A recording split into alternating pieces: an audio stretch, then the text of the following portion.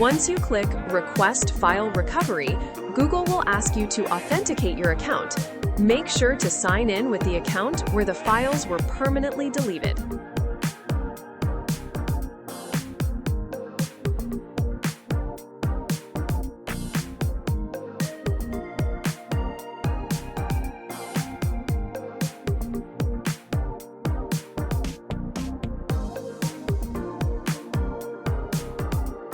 Google will ask, "Were you able to find and recover your files?" Simply select No and click Continue.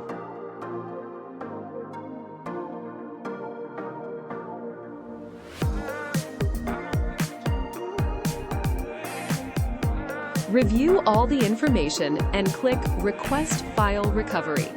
Note, files deleted more than 25 days ago cannot be recovered. Once you submit the request, a confirmation message will appear, and Google will automatically begin recovering your files. You can refresh your Google Drive to see them restored in real time.